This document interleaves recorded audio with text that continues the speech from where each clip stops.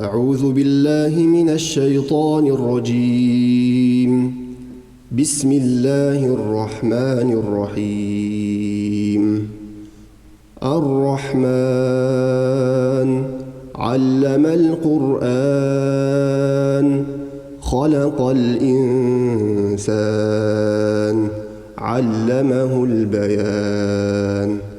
الشمس والقمر بحسبان والنجم والشجر يسجدان.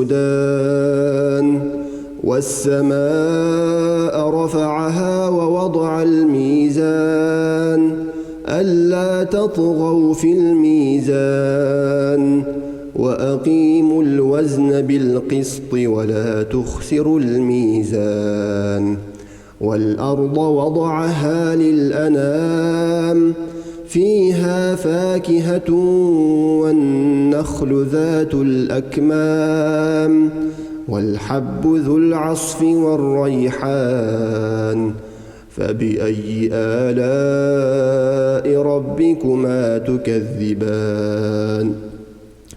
خلق الإنسان من صلصال كالفخار وخلق الجان من مارج من نار. فبأي آلاء ربكما تكذبان؟ رب المشرقين ورب المغربين. فبأي آلاء ربكما تكذبان؟ مرج البحرين يلتقيان بينهما برزخ لا يبغيان. فبأي آلاء ربكما تكذبان؟ يخرج منهما اللؤلؤ والمرجان. فبأي آلاء ربكما تكذبان؟ وله الجوار المنشآت في البحر كالأعلام. فبأي آلاء ربكما تكذبان؟ كل من عليها فان ويبقى وجه ربك ذو الجلال والإكرام. فبأي آلاء ربكما تكذبان؟ يسأله من في السماوات والأرض كل يوم هو في شأن. فبأي آلاء ربكما تكذبان؟ سنفرغ لكم أيها الثقلان. فبأي آلاء ربكما تكذبان؟ يا معشر الجن والإنس إن استطعتم أن تنفذوا من أقطار السماوات والأرض فانفذوا لا تنفذون إلا بسلطان. فبأي آلاء ربكما تكذبان؟ يرسل عليكما شواظ من نار ونحاس فلا تنتصران. فبأي آلاء ربكما تكذبان؟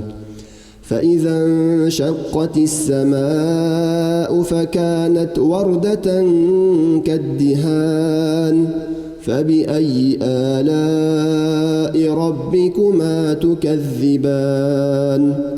فيومئذ لا يسأل عن ذنبه إنس ولا جان. فبأي آلاء ربكما تكذبان؟ يعرف المجرمون بسيماهم فيؤخذ بالنواصي والأقدام. فبأي آلاء ربكما تكذبان؟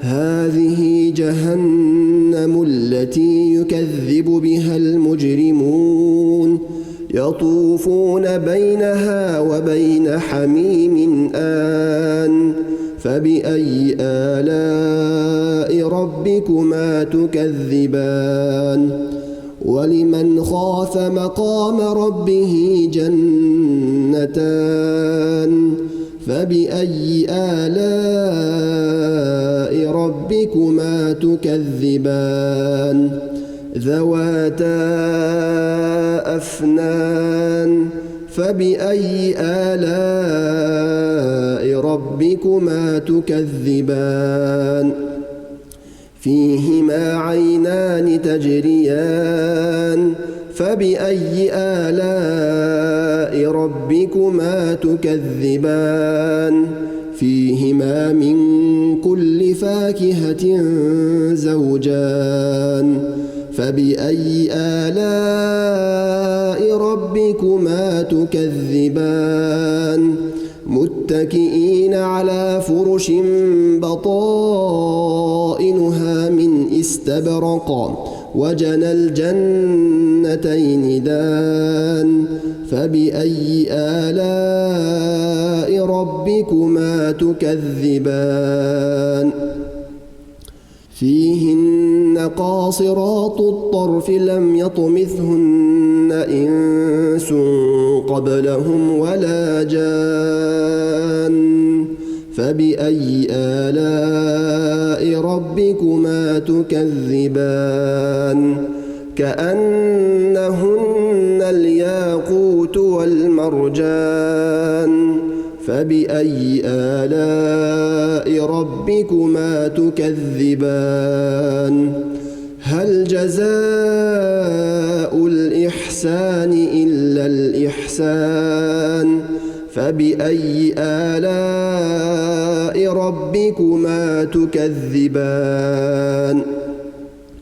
ومن دونهما جنتان فبأي آلاء ربكما تكذبان مدهامتان فبأي آلاء ربكما تكذبان فيهما عينان نضاختان فبأي آلاء ربكما تكذبان فيهما فاكهة ونخل ورمان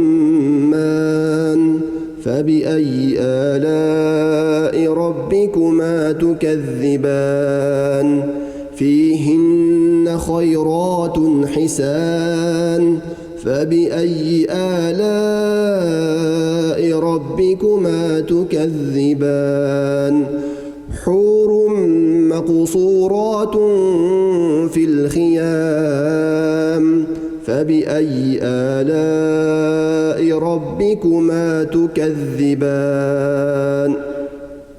لم يطمثهن إنس قبلهم ولا جان فبأي آلاء ربكما تكذبان متكئين على رفرف خضر وعبقري حسان فبأي آلاء ربكما تكذبان تبارك اسم ربك ذي الجلال والإكرام